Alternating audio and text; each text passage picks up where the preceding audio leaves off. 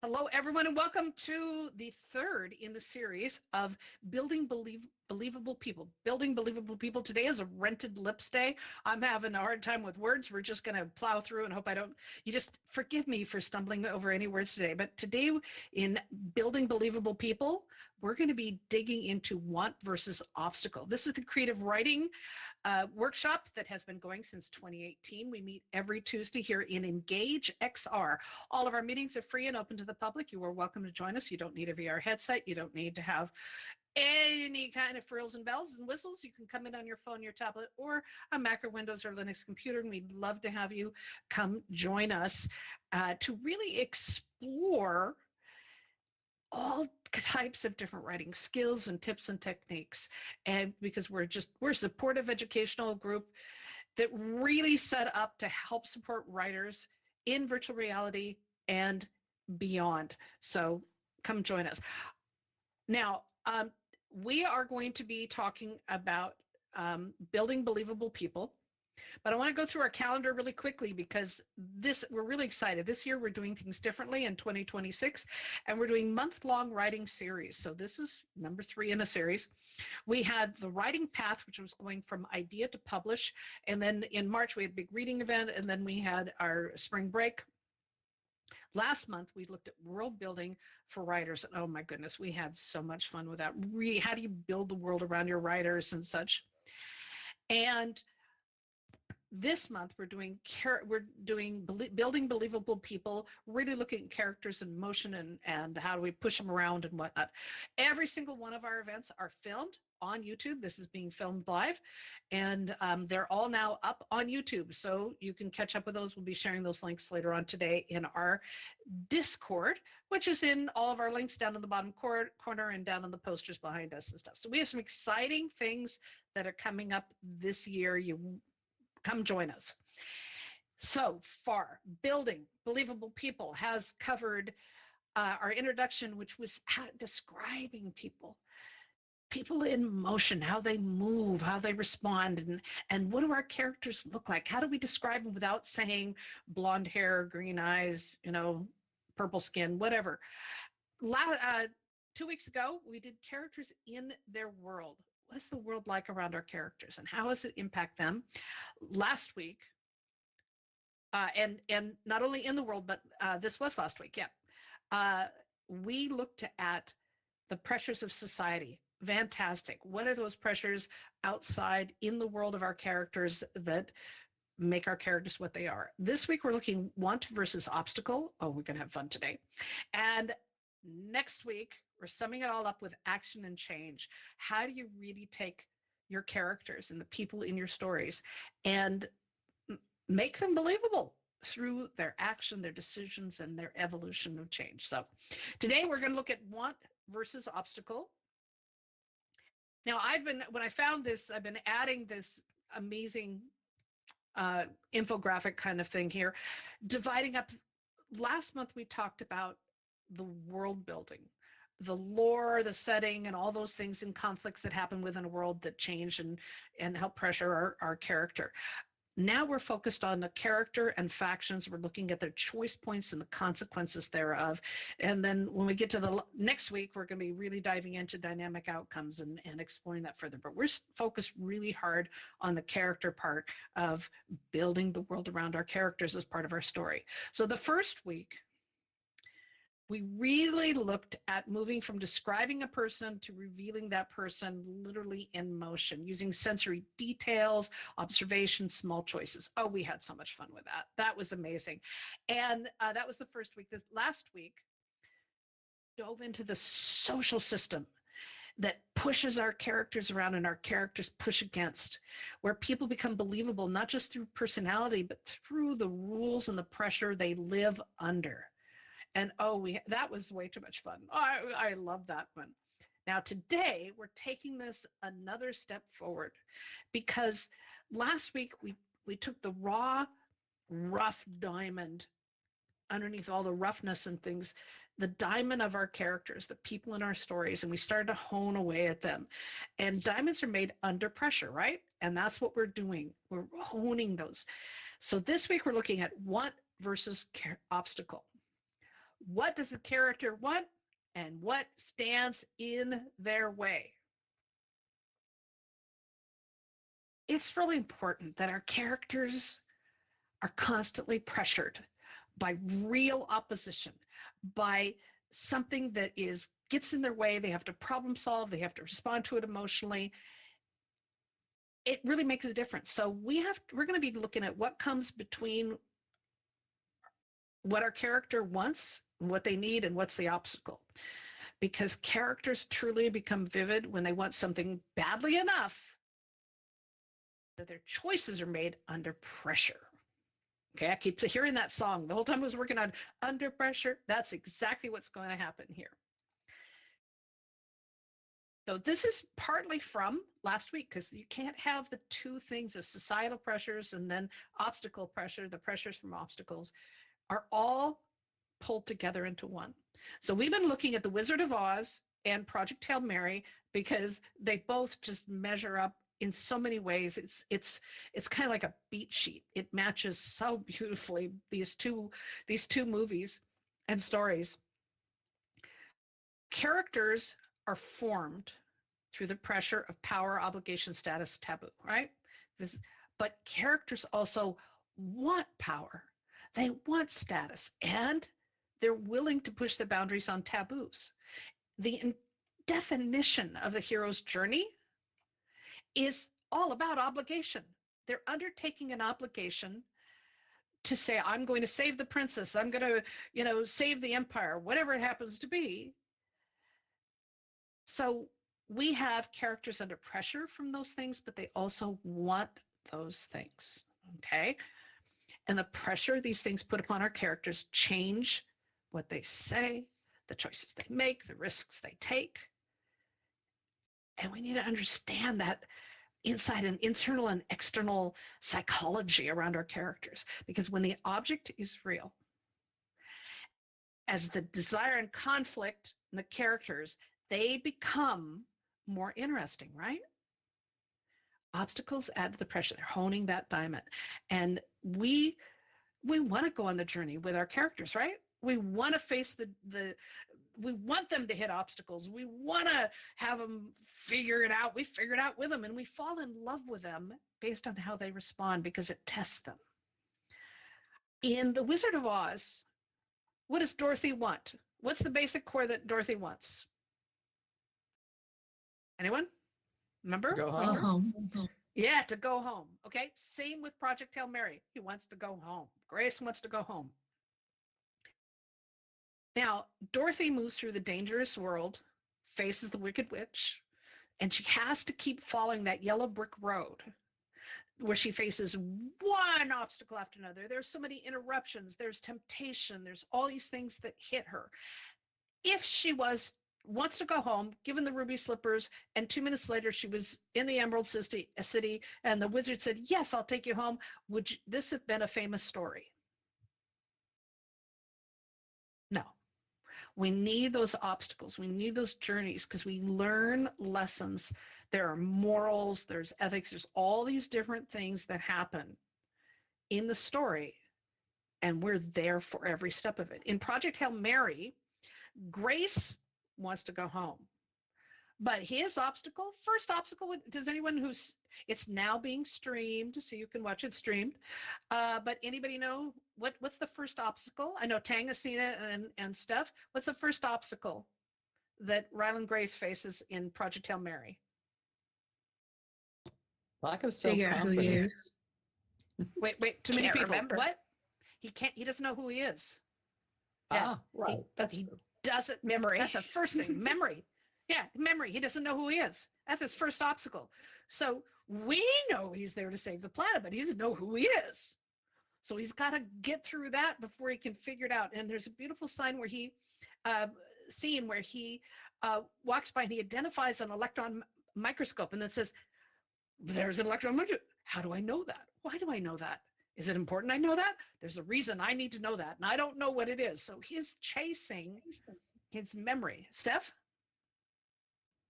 And he also says, am I smart? Yeah, exactly. He doesn't know anything except he knows that he knows something. So he's able to move around and stuff, but he's missing vital pieces of his memory. And so what a fascinating obstacle to have amnesia be part of that. It's cliche, but it's still there. And he's got isolation and the extreme scientific constraints. He's in a freaking spaceship.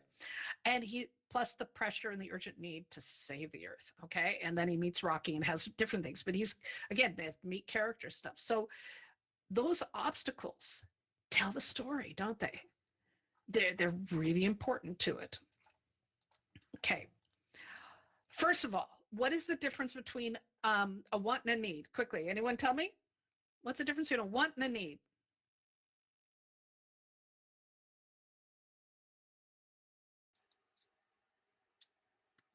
Go ahead, Tang. A want is something. Then Karis. Oh, sorry. Go ahead, Karis. Whoever, somebody, go ahead, Karis. Mm-hmm. Well, okay. I was going to say, we've got two things happening here, and I'll use the Project Hail Mary example, even though I haven't seen it. So please forgive me if I get some things wrong. Okay.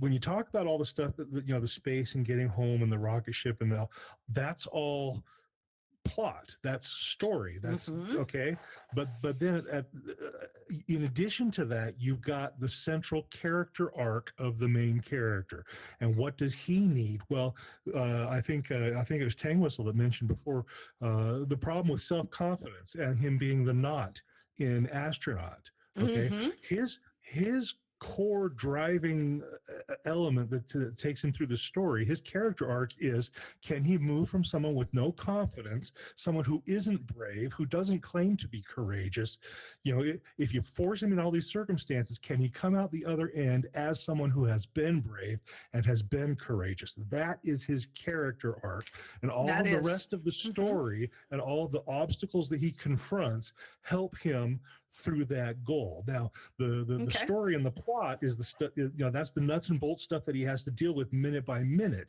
He's not thinking through all of this, I'm going to find a way to be more brave, I'm going to come out of this. That's the thing that he needs. What he needs is to move from being a cowardly person or a person with no courage or no self-confidence. What he needs is bravery, and the story helps him get there. Okay, that's his need. What he wants at any given moment is whatever he needs to help get through this specific circumstance he's dealing with right this minute. Okay. I don't know. Does that help? That's is good. That that's good. Let's see what Hang and see, I'm just going to mangle names and words. This is the days. Kekatu has to say. So, who wants to go first between the two of you? Go for it. Okay, Kekatu. I think Karis said what I was going to say. So. Okay, all right. Tang Whistle. I have forgotten the original question. Difference between a want and a need.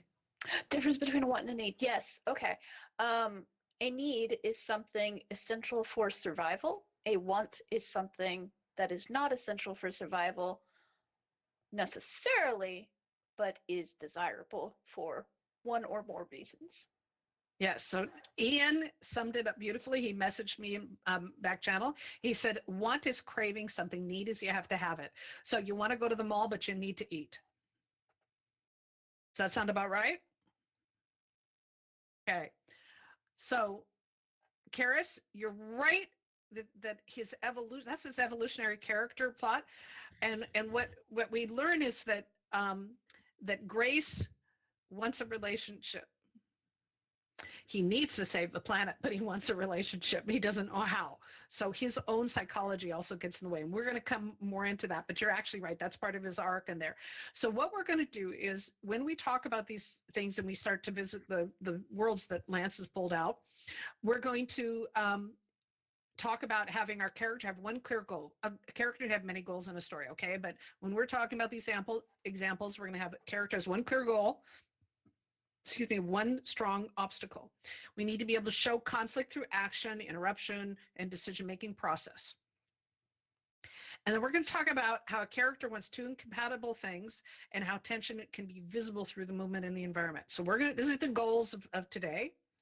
Now we're going to go through some processes, which I love these, some cool self prompts, whatever you want to call it. These are really basic skill building techniques to help you identify what's going on here. So we went through name the rule, name the cost last week.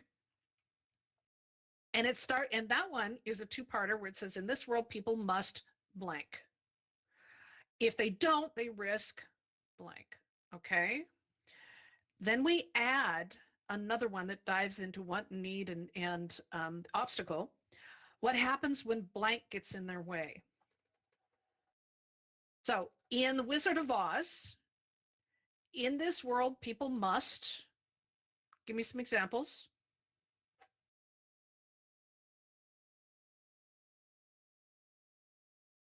Wizard of Oz. Obey the wizard. Obey the wizard. And if they don't, they risk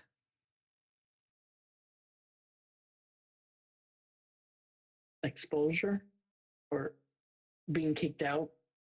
okay. So alienation, being not part of society because they're not they're not on the wizard's side. Okay. That's made even more clear in Wicked. Yes, Karis?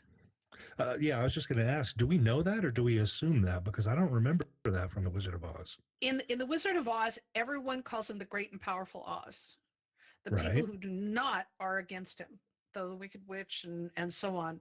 And which there's only one major enemy, the Wicked Witch, in The Wizard of Oz. And so it's not clear in Wicked. In Wicked, the sort of sequel, the backstory of it, it's much clearer. But in the original, it's not as clear. But there's that belief. It's a mythology in there. So, and then what happens when what gets in their way? So this band of four are trudging their way up the yellow brick road to meet the great and powerful Oz. And what happens when blank gets in their way? What's one of the obstacles? That's the Wicked Witch is trying to stop them. Right, but what specifically technique? The monkeys. The monkeys, being chased by the monkeys. Yep, was another one. The tree. The tree. Well, she wasn't being chased by the trees, but she was being I forgot pulled about that. apart, Pulled apart by by the the trees that were trying to keep her there. Okay, good. Yep, and the third obstacle is the poppies. The poppies, the famous poppy scene. Yeah, yep. All right. Now in Project Hail Mary, he is the person in this, and he must save Earth. Okay. If he doesn't, he risks the death of Earth. It can be as simple as that. But what happens is when his memory gets in his way, when his ability to figure things out get in his way, there's a lot of things that get in his way, including his desire to not be there because he wants to go home. His want to go home interferes with this process as well. So we're also looking, what is the obstacle in there? The next technique is I want but. Now, this is called one want, one block. It is, the scene gets stronger when the goal is simple and the resistance is very specific. And when we talk about what gets in the way of making this happen, some common pitfalls, you'll understand this better. But Dorothy's goal is really easy. She wants to go home. Every step of the journey makes it harder and harder for her to go home. That's one goal, and everything gets in her way. That's the but. She wants to go home, but the Wicked Witch is doing everything she can to keep her from getting there, right? In Project Hail Mary, Grace wants to go home, but he has to finish the mission. He has a lot of buts. He doesn't know who he is. He doesn't know how to solve the problem, and but all he wants to do is to go home. But he has to save the planet. He's got a lot of obstacles. Make sense, Karis? Yeah, I was just going to say it also adds gravitas to the story if every time the character accomplishes something, it comes at a cost. Mm-hmm. There has to be a price. There has to be consequences. That's really important. We're going to get to that. Yeah, good. Now we complicate things. The character wants A, but also wants B. This is where the characters become more interesting because now they have inner conflict as well as outer conflict and pressure. And this is human, right? We want to spend money on a new widget, but we got to save money for vacation, for retirement, a new car, whatever it happens to be. Just fill in the blank. We fall in love with people that we adore, and then we find out there's things that we don't adore. And yet we persist in the relationship because we want the relationship more. So the character wants the relationship. They want love, and yet they put up with crap because they also want the relationship. We do this all the time. We put up with, this is human nature. So in Wizard of Oz, what's the also wants for Dorothy? Dorothy wants to help her friends, but also wants to go home. Okay, so she wants to go home, but she also wants to help her friends. That's the also. Because the bigger desires want to go home, right? Good. Okay. So she forms a bond with these characters that she meets, and that complements the journey emotionally, right? Because not only does she form a bond with these people, these characters, she ends up protecting them, right?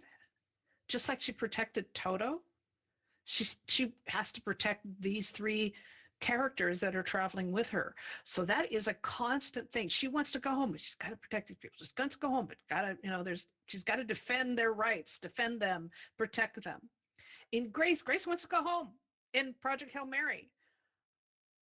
But he wants companionship. He wants a relationship. He wants to feel a part of something. And in the first half of the whole story, he self-isolates from people because he doesn't want to risk. He doesn't want to take a chance. And that echoes. Those two things echo throughout the whole movie. And it does so beautifully and visually. There's a great scene where he's heading out the airlock and his first time doing a spacewalk and he's figuring it all out and he pulls himself up and he looks out the airlock into space. He's already in the space suit and everything. The door is open and he goes, nope, turns around and goes back. It's really good. He doesn't want to do any of this stuff, yet he has to. So his want and his need and his double wants of what he wants and his second want plays out all the way through these things. And it makes it really fascinating character when they have these two wants. Now, in the timeline between these two stories, we have some wonderful obstacles that are really spelled out. So we have they have the commonalities. So in the Wizard of Oz, where and I know it's kind of hard to see, but Dorothy, the house lands on the Wicked Witch, and the journey is launched. But there's a loss there, the loss of the witch that gets her the ruby slippers. But she's in a place where she doesn't know. She doesn't know where she is. And all she wants to do is go home. That's loss. Same thing. We have Project Hail Mary. He wakes up. He doesn't know who he is. He doesn't know where he is. And all he wants to do is go home. Project, go home. No such operation. Doesn't it? The next major obstacle is when the conflict with the Munchkin land danger is there. The witch comes in, and the Wicked Witch of the West says there's her sister dead, and it's really launches that journey and it scares, and suddenly Dorothy realizes she is all on her own. When Grace wakes up and doesn't have a memory, he figures out, and he realizes that the people that he was traveling with are dead. Isolation is his obstacle. And then we have the journey, the Yellow Brick Road. We have where Grace has to figure out what he's doing, and he discovers Rocky out in space and stuff, and so on. And we have permission on authority when in Oz, Dorothy and her band have to get in to see the wizard. And the same thing happens with the science project. I don't want to give too much totally away, but with the Tau Ceti science project, they have to get there and figure out how they're going to solve the problem to get the astrophage and whatnot. So we have permission and authority, which is part of what Karis is talking about. That's where Grace starts to find his confidence. He starts to realize that his confidence actually comes through collaboration, not through isolation. So he's not the only smart person in the room, and realizes that. Gives himself permission and the authority to solve the problem, and then risk and whatnot. So it's there. They tie in so closely. It's just amazing. Now the last part of well, we have one more after this. Sorry, the second to the last skill to understand is known as obstacles with teeth. Anyone heard that phrase, obstacles with teeth? An old writer's thing. Okay. It means that your obstacle works best when it does something. It's gotta bite the character, literally. It's a great way to remember it. Yeah. So in The Wizard of Oz, the Wicked Witch doesn't just exist in the background. She actively hinders Dorothy and threatens her companions. She's doing something. In Project Hail Mary, the obstacles are also active. We have time and physics and damaged systems and all these consequences of failure and stuff that are constantly forcing Grace and then Rocky to respond. And so it's not just a rock that has fallen over. There's more to this process of it. So what does the obstacle do to the character? And I've got this list up here of just a few of the things. Does it delay the character? How does it mislead the character? Does it threaten them? Or does it force them into a compromise or some form of a trade-off that they have to give in order to get, and they don't want to, but they have to come to terms with it. And, whoops, sorry. So that's really important to understand.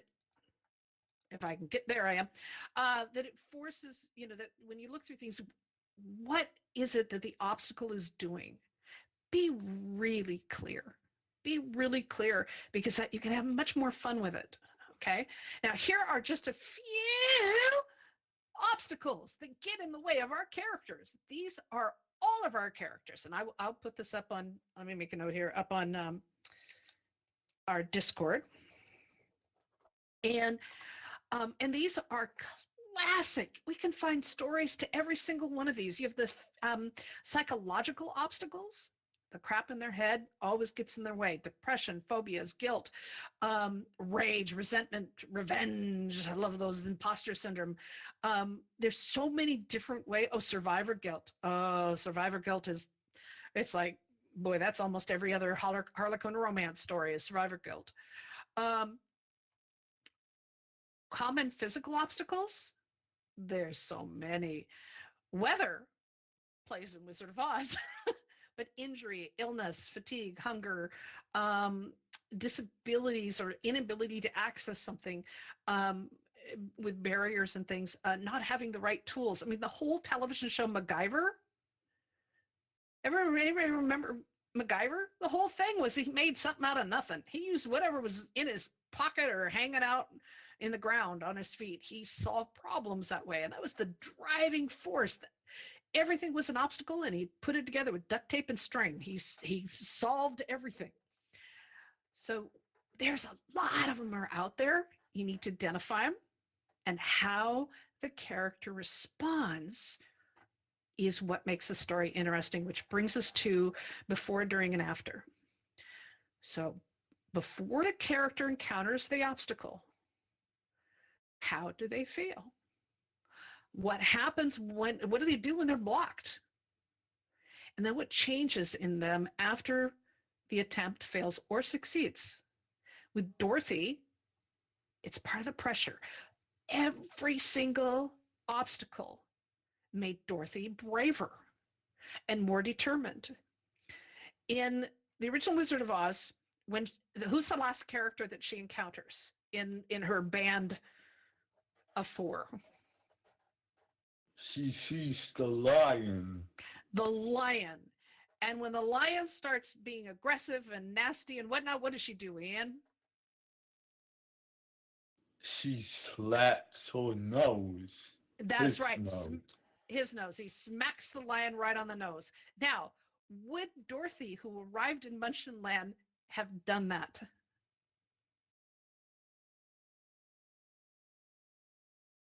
Taken on a lion and smacked it in the face. Ian? Well, not from the start of it. From the start of it, she was kind of afraid and timid and shy. But Exactly. at the end of it, she got her power back. Exactly. So she got stronger, and Grace in Project Hail Mary got stronger with every single obstacle. And that's really important that we ask ourselves what state our character was in, and then how did they change their process. Karis? Yeah, a quick question related to this. Mhm. If on the previous screen where you had all the obstacles and challenges and stuff like that, yeah, like look, I'm looking under psychological obstacles. I mean, humans are unbelievably complicated, and anyone, any actual real human being could be dealing with dozens of these. Oh, yeah. But how many realistically can a character in a story be dealing with? Well, who wants to answer that? You don't want to shoot yourself in the foot as a writer by giving a person 10 of the items on these lists and knowing that you can't. Why not? Well, I mean, I don't know. I mean, it's the challenge of resolving all of those. I don't know. I mean, it would be I guess I don't know. What is reasonable? How many of these can you actually give to a character? Tang whistle. The risk. How about? What do you all think? I mean, think about the most complicated characters in stories that you're familiar with, and how many do they actually deal with? I think the catch is if you put too many obstacles in, it eventually gets redundant. Sorry, not redundant, because when this I'm not sure if we've talked about this here. Have we talked about try-fail cycles? No, but go ahead. Okay, so very, very briefly, a try-fail cycle is where a character attempts to do something, fails the first time, and maybe the second time, and usually the third time succeeds. And with each failure, you've got consequences that increase stakes, create new obstacles, etc., etc. So with the list of obstacles we have here, I mean, you could potentially use every single one of them on the same character, but I would not try to do it in one book.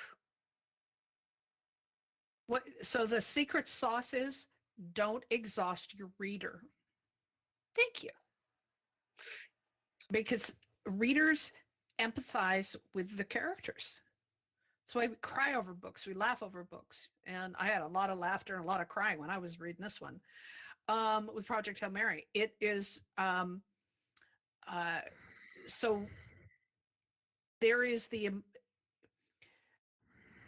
stubbing your foot can be emotional.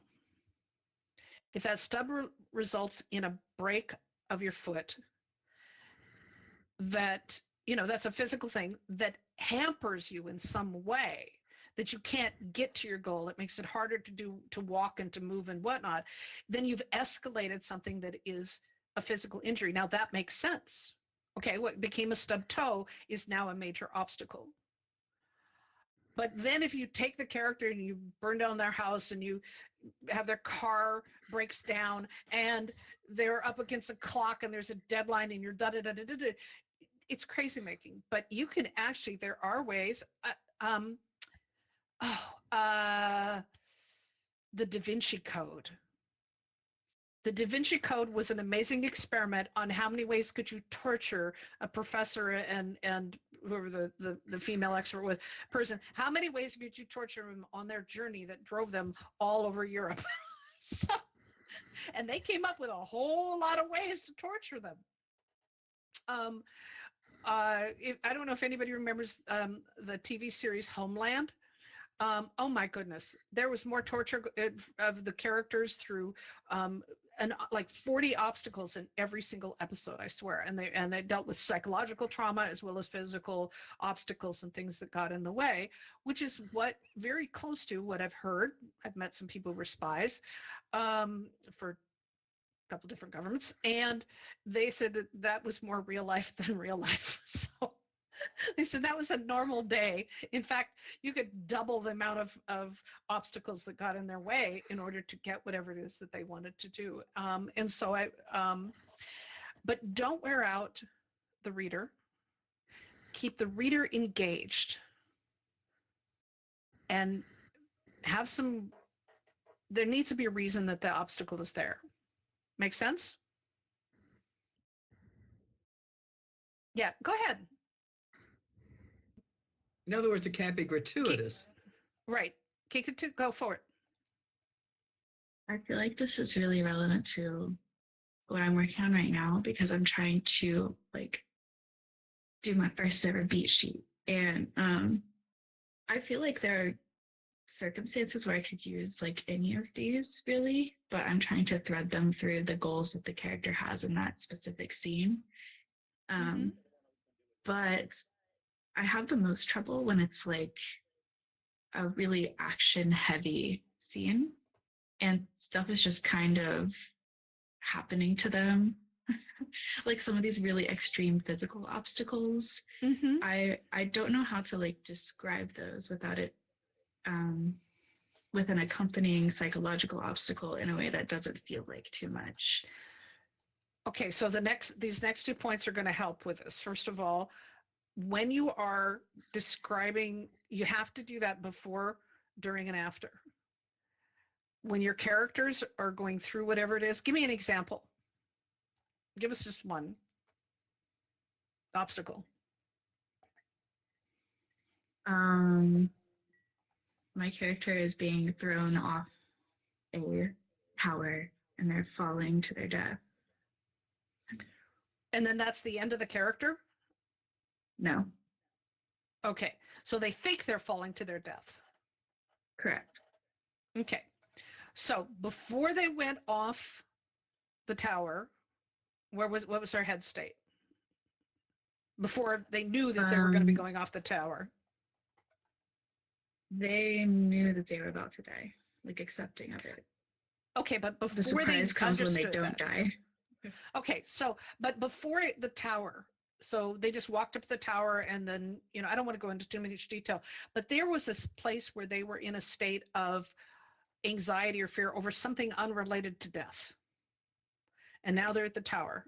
So you're showing us how they are before, and then they encounter the tower, and so they don't want to go over the tower. This is a block. They don't want to do what they're about to do, and they feel a different way. That's where surprise, panic, right? Yeah. And there's struggle that goes into that to stay alive. And so you show us what that is through the story. Are they pushing back? Are they fighting back? Or how are they moving? And where is that coming from? If we understand the emotional reason why. Now, in many cases, people who want to commit suicide, and the Golden Gate Bridge is a great example. The researchers found that when people paused before they jumped, they increased their chances of not jumping. Doubt moved in. And so they added a platform. And people learned about the platform, so people would jump over the railing, land on the platform just a foot or two down below. And it was enough of an air that they'd go, ah, and they'd land on the platform. And it actually reduced the number of people who were committing suicide on there. And they interviewed people who actually survived, which there weren't many. And every single person that they interviewed all said the same thing. As soon as my foot left the bridge, I didn't want to do this, and I wanted to live. And so then they added a net. So when people jump, they land in the net. And that has reduced suicides off the Golden Gate Bridge like crazy because it gave people a chance to debate. So maybe your character take us on that journey. Did they want to go off the tower? Did they not? What did they feel? What are their expectations? And then when they're falling, they have a different experience. And then the landing is a different part of the story. Does any of that help? Yes, definitely. I feel like I have the before, Mm-hmm. but it's like the literal falling and landing and like describing the pain of it that I don't know how to thread in more psychological or just like emotional and maybe okay, this might be what's happening. I've put it all into like an Excel spreadsheet and having a blank square there is just making me crazy. So maybe I just like don't need that, you know, maybe I'm describing it and stuff is just happening and it's fine. But There's yeah, also maybe I something just need that, to write it. yeah, there might be something psychological. So we don't have to follow every millimeter of a story. With the landing, you have to decide if this person is conscious after landing, or they wake up in a hospital, or they wake up in a different place and they don't remember the actual landing. What they have to deal with is the consequences of the landing. What's going to be more interesting? Again, I don't know your story. What's going to be more interesting to the reader? The fact that they landed and are alive, or the consequences of landing and being alive? Does that help? Yes, that's wonderful. Thank you. Okay. And it's part of the challenge, you know, and this happens, that's a big thing. But these decisions, these obstacles can be little things too. Like a character has to figure out, are they going to go a fast route or a safe route? If a character wants to say something, wants to speak up, but knows that speaking is going to make things worse, you know, that's a block. Their own psychology go, okay, I don't want to make things worse. I have to say something. What do I say something? I don't know. I mean, it doesn't have to be falling off a tower. There's not subtle ways, subtle obstacles, like a character helping someone that they don't trust. They're taking that risk. They don't want to help this person, but they need to help this person for whatever reason, and they're taking that risk. That's the but that comes in, but they're taking a risk. So you got to examine those possibilities. And what happens is that the changes of after, whether they fail or succeed, tells us, the reader, more about the character. So really important. Okay, the pitfalls, because I want to get to our world, and we're going to run a little bit over because we started late. Common pitfalls, and maybe this might help even more. The obstacle is just too weak or too generic. They trip over a rock. Well, anyone trip over a rock. There's got to be more. Why is the rock there? Let's understand the rock. Dive into that. The goal is too abstract. It doesn't work. When you say something like it's generic and it's too weak, like something's in the way, that doesn't help us understand the importance of it. It should force a real choice, and it should reveal the character, again, under pressure. Under pressure. Too abstract? Well, they're braver because, you know, they're doing whatever because they you know, they want to be a better person, or they want to get to the truth. That doesn't help us. We need something very specific. In both Oz and in Project Hail Mary, they want to get home. They want to get home. Home is the thing. We need it to be really specific. And I love this. Conflict is not noise. Conflict is a choice under pressure. That's what makes us keep reading. It's a choice under pressure. So we keep turning the page. All right. Oh, all kinds of fun technical. We've talked about these books before. For those that are not familiar, these are books, a whole series of books. I keep coming up with new ones.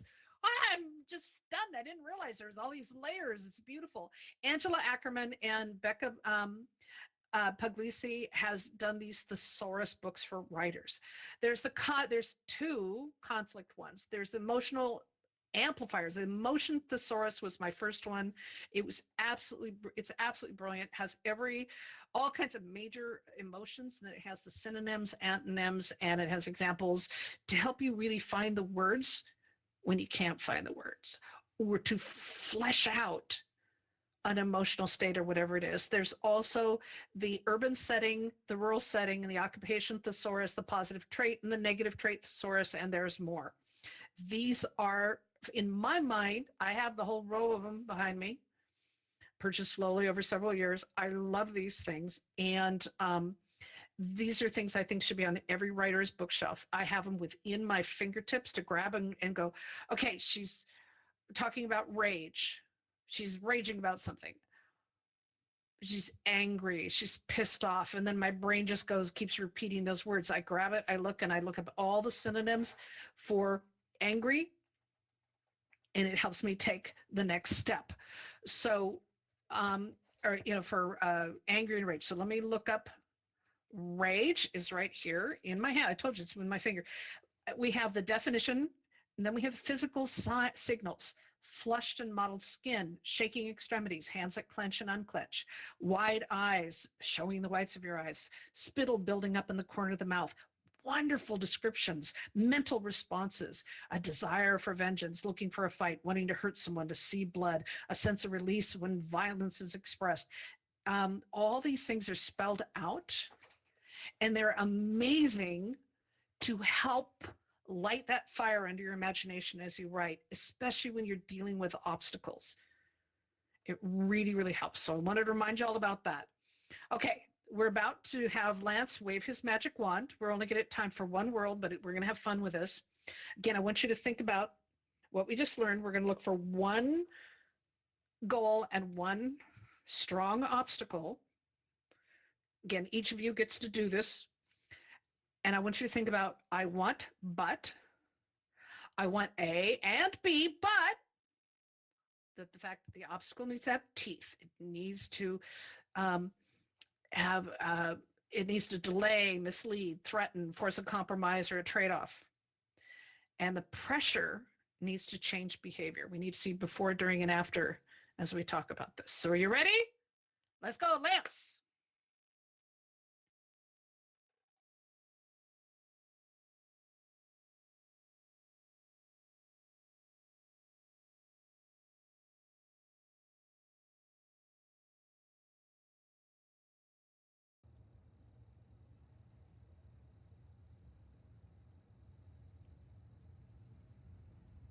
All right, come on over, look out, look around. I want you to think about, what would a character here, what would be their want and their need, and what would be the obstacles? Let's go. Oh, look at all these pretty books.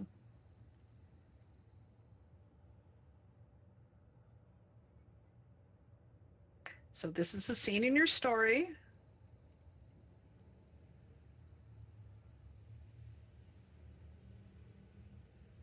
This looks like an office here. It is an office. Go look around, Ian. So your character's in here.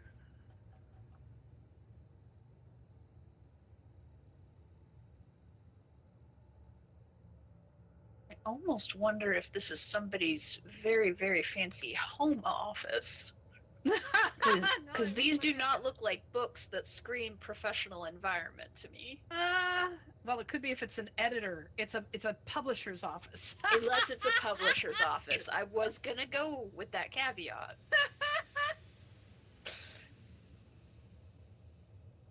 I don't think most publishers have offices this nice, though. Oh, they used to. They used to. Back when there was money in publishing. The books could be indicators as to the person's state of mind, where even though he's got this job that requires him to be here, that's not where his mind is at. Good point. Okay. So right there, we have a what and a but. Yeah. What else? We're in here behind a locked door.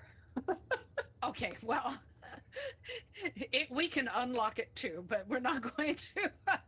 How Well, I about mean, we have setting a up a locked office. Sorry, go ahead. Go ahead, Ian. Okay, how about we have a certain character that wants to build up his job description and needs to go higher and higher in order to do that. Okay, so let's make it more exciting, Ian. Well,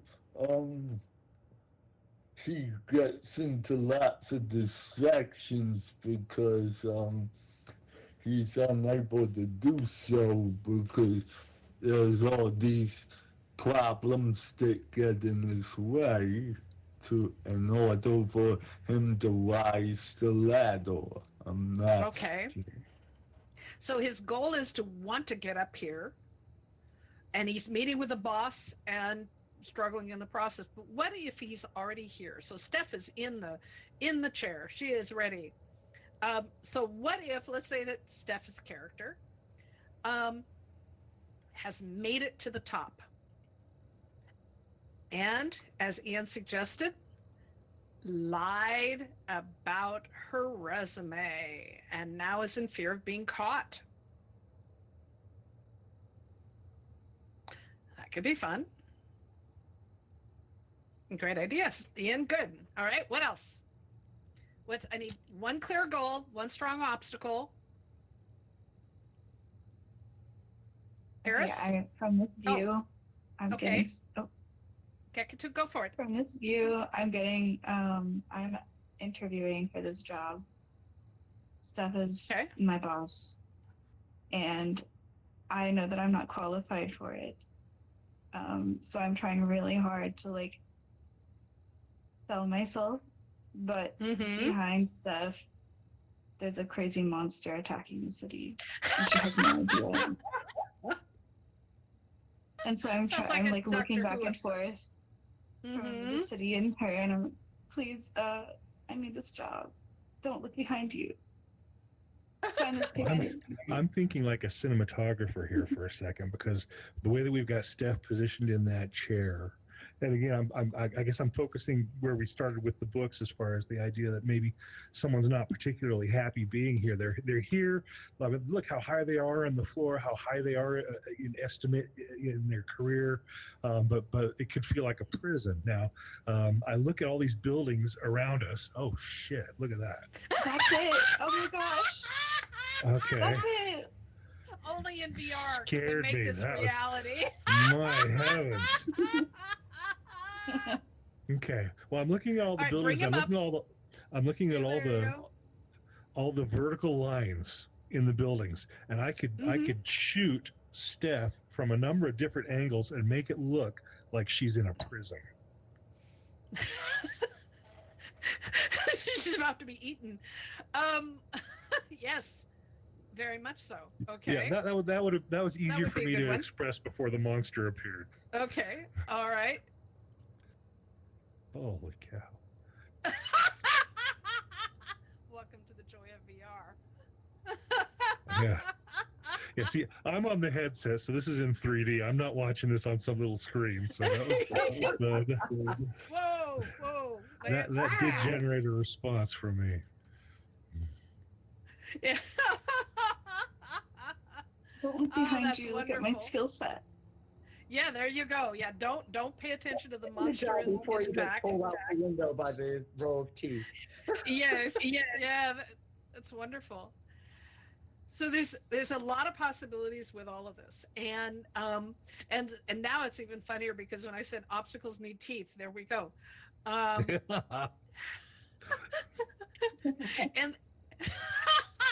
I'll never forget that.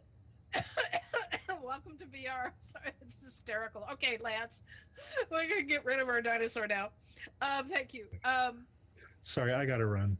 Yeah, but all these are really, really great ideas. I just love this, and hopefully this helped. And I'm sorry we just got to one world today because we had so much, else going on. But I want you to just remember So many things I want to remember as we go through this process. It's really important that our characters are literally put under pressure in a way that our readers can relate. And thoughts? I think that I just need to be a little less rigid about it all, and maybe close my spreadsheet and just feel. Maybe try to feel what my character feels a little more when I'm writing. Because I'm trying to like plan it all out, and it is not working for me. I think I'm just more of I just need to go and see what happens, and then afterwards make sure it checks all the boxes. Flirt with being a pantser. Yeah, seat of the pants. What I found is that when I'm thinking too hard and I have those blank spaces and I feel rigid in what I'm doing, as you described, is I sit down and I just start writing and I write it out. I don't care about what the words are. I don't care about the grammar. I don't care about all of those details, and it has to look like something. And I just write and I dig into backstory and I dig into future story and I just let it take me wherever it needs to go. And it usually breaks that wall down. Because you're not just telling the story of a person falling off a tower. There's all the things that got that person there, all the things, their life flashing in front of their eyes business. There's a ton of choices. Explore them all. Sit down and go, okay, if the character's life flashed before their eyes, what would they see? What would be important in their life?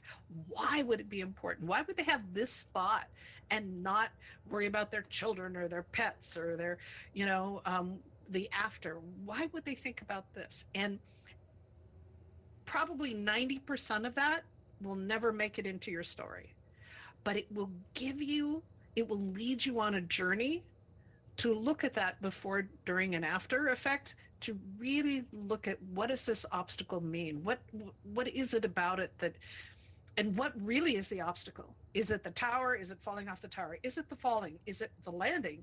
What is it the after landing? What really is most important to your story? Sometimes the things that you write and then remove are the best things that can happen to your story. Does that make sense? Yes, definitely. In other words, edit, edit, edit, edit, edit. Something I've been using is, do you know about I don't think it's called that anymore, but it used to be called the most dangerous writing app. Oh, wow. I haven't heard of that in ages. Yeah, we did a session on that a long time ago. Yeah. Okay, yeah. It forces me, but it can be painful. It can, if you allow it to lead you, it can take you to some really beautiful places because it's pushing you to think in a way that you wouldn't think. And that's one of the things I like playing around with AI is I get to ask, and Steph and I've talked about this, we get to ask questions that we wouldn't ask of another human being or we or ask it to do things that another human being couldn't, like look at a whole thing and then compress it down into one tiny little summary that gives you every point that you never realized was in there because it's like a volume long. It's handy. It's wonderful. And one of my best friends I love talking about when we talk about writing together, she comes from these things from a completely different perspective. And anytime you can crack open the cement that your brain is sitting in, literally, so you can let some new thoughts and some new lights, makes all the difference, no matter if you're using a tool or an AI or another human being or going to a writing workshop or whatever it happens to be, or a conference. It all helps. It all adds together.